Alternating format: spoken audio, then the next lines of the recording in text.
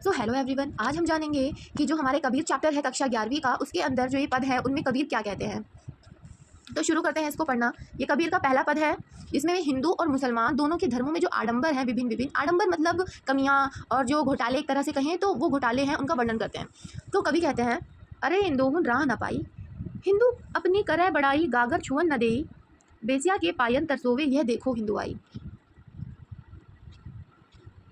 तो कबीर कहते हैं, अरे इंदोहुन राह न पाई। इसका अर्थ है कि हिंदू और मुसलमान दोनों धर्मों के जो व्यक्ति हैं, दोनों धर्मों के लोग हैं, उन्होंने एक अच्छे धर्म की एक सही राह नहीं पाई है। हिंदू करे अपनी बड़ाई, गागर छुअन न देई, मतलब कि जो हिंदू है वो अपने धर्म की बहुत बड़ाई करते हैं, हमारा धर्म ऐसा है, लेकिन अपने ही धर्म की, अपने ही जो घर का जो गागर होता है, गागर एक मिट्टी का घड़ा होता है, मिट्टी का घड़ा ओवरऑल, उसको तक छूने नहीं देते नीची जाति के लोगों को। गागर मतलब मिट्टी का घड़ा और छुअन मतलब छूने ना देई, मतलब अपने घर के जो गागर होता है मिट्टी का, उसको तक छूने नहीं देते। वही ये लोग बैस्या के पायन तरसोवे, यह देखो हिंदू आई। कबीर कहते हैं कि जो ये हिंदू हैं, ये बैस्या मतलब जो भोग विलास में विलुप्त होते हैं, उनको बैस्या कहते हैं। तो कहते हैं वैस्या के पायन, पायन मतलब पैर, यहाँ पर पायन का अर्थ है पैर, तरसोवे पैरों के नीचे सोवे, सोवे मतलब सोते हैं, ये देखो हिंदू आई। तो इस लाइन में कबीर ये कहते हैं कि जो हिंदू हैं वो भले ही अपने घर का गागर तक छूने नहीं देते नीची जाति के लोगों को, वही ये लोग बैस्या के जो भोग विलास में मग्न होती हैं महिलाएं, उनके पैरों के तले सोते हैं। अब बात आती है हमारी, ये क्या कहते हैं मुसलमानों के बारे में। मुसलमान के पीर औलिया मुर्गा मुर्गी खाई, खाला केरी बेटी ब्याहे घर ही में करे सगाई।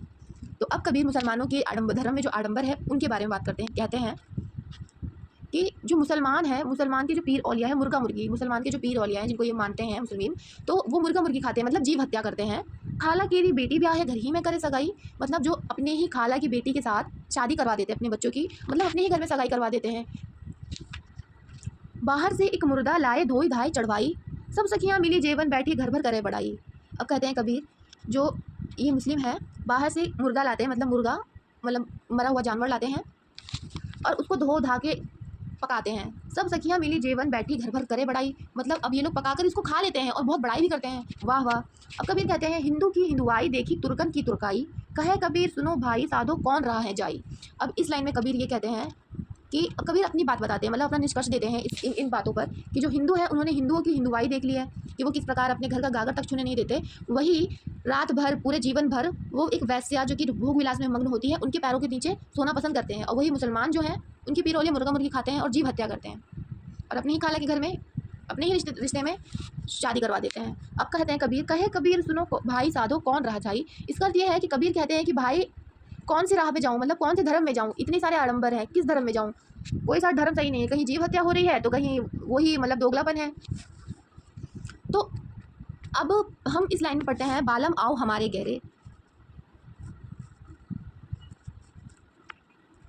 ये सेकंड पद है कबीर का। इसमें कबीर लिखते हैं, इसमें कबीर किसी धर्म के बारे में बात ना कर अपने परमात्मा, भले ही कबीर किसी धर्म को नहीं मानते, पर वो हमारे आत्मा में भी एक भगवान है, उसको मानते हैं। मतलब एक आत्मा जो है वो परमात्मा से प्रेम करती है। आत्मा कहाँ जाती है? जब इंसान मृत्यु हो जाता है तो वो परमात्मा के पास चली जाती है। तो यहाँ पर वो अपने आत्मा, अपने जो दिल में, अपने जो शरीर में उनकी आत्मा है, और जो वो आकाश में जो भगवान है उनके बारे में बात करते हैं। भगवान इन द सेंस ईश्वर। बालम, यहाँ पर कबीर का आशय बालम से है। बालम मतलब यहाँ पर कबीर ने अपने परमात्मा को बालम मतलब हस्बैंड, या हम कहें कि पति के रूप में बताया है, और खुद को एक नारी कहा है। अभी हम इसको पढ़ेंगे, खुद को एक नारी कहा है, तो अब हम इसको जानते हैं। कबीर कहते हैं, बालम आवो हमारे गहरे, तुम बिन दुखिया देह रे।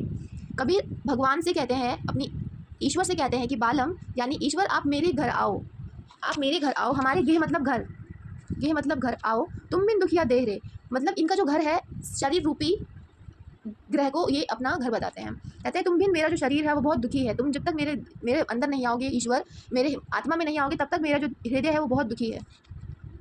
अब कबीर कहते हैं, सब कोई कहे तुम्हारी नारी मोह को लगत लाज रे, दिल से नहीं लगाया तब कैसा स्नेह रे। अब जो कबीर हैं वो इतने प्रसिद्ध कवि हैं, इतने प्रसिद्ध कवि हैं, तो उनको सब कहते हैं कि ये भगवान मतलब ईश्वर की नारी है, मतलब ईश्वर की नारी मतलब ईश्वर से बड़ा प्रेम है इनको, ईश्वर इनसे बड़ा प्रेम करते हैं। तो कहते हैं कि सब कोई कहता है कि मैं तुम्हारी नारी हूँ। बालम ईश्वर से कहते हैं कि जो मैं हूँ वो तुम्हारी नारी हूँ, पर मुझे बहुत लाज लगती है, लाज मतलब शर्म, पर मुझे बहुत शर्म लगती है। क्यों? क्योंकि जब दिल से ही नहीं लगाया, आप मेरे आत्मा रूपी शरीर में नहीं आए, तो कैसा स्नेह रे। जब आपने मुझे दिल से नहीं लगाया तब कैसा स्नेह रे। कबीर ये कहते हैं, अन्न न भावे नींद न आवे, ग्रहबन धरे न धीर रे, कामिन को है बालम प्यारा, ज्यो पासे को नीर रे।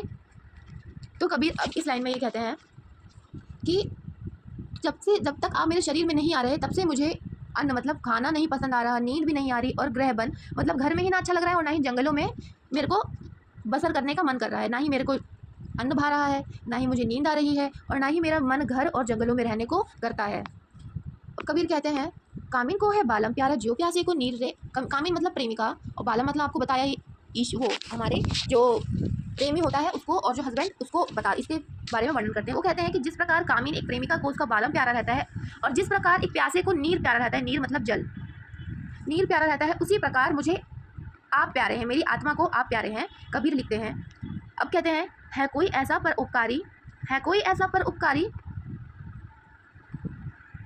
है कोई ऐसा परोपकारी, पिसवा कहे सुनवाए रे। मतलब अब कबीर लिखते हैं कि कोई ऐसा परोपकारी है, कोई ऐसा रहम करने वाला है मेरे पर, जो मैं जिस स्थिति से बीत रहा हूँ, जो व्यथा मेरी है, वो मेरे भगवान को, मेरे ईश्वर को जाके सुना दे। पिसवा मतलब जो मैं जिस चीज़ से मैं अपनी ज़िंदगी काट रहा हूँ, भगवान की मिलने की आशा से तो अपनी ज़िंदगी काट रहे हैं वो। अब तो बेहाल भयो कबीर, अब कबीर अपने बारे में लिखते हैं, अब तो बेहाल भयो कबीर, बिन देखे जिव जाए रे। बेहाल मतलब, बेहाल हम सब जब समझते हैं मतलब समझ ना आना, परेशान रहना, भयो मतलब हो जाना, मतलब बेहाल हो गए कबीर, बिन देखे जिव जाए रे। अब कबीर कहते हैं कि अब मैं भगवान को, ईश्वर को, मेरी जो आत्मा है वो ईश्वर को जब तक समर्पित नहीं हो जाती, जब तक मेरी जीवन व्यर्थ है, मतलब मैं बहुत बेहाल हो गया हूँ, मैंने ईश्वर को ना देखे, मेरा जीवन व्यर्थ हो रहा है। So thank you. अगर आपको ये मेरी वीडियो अच्छी लगी, तो अगर आपको समझ आया तो लाइक करें, शेयर करें, सब्सक्राइब करें अपने दोस्तों को, ताकि वो भी पढ़ सकें। Thank you so much.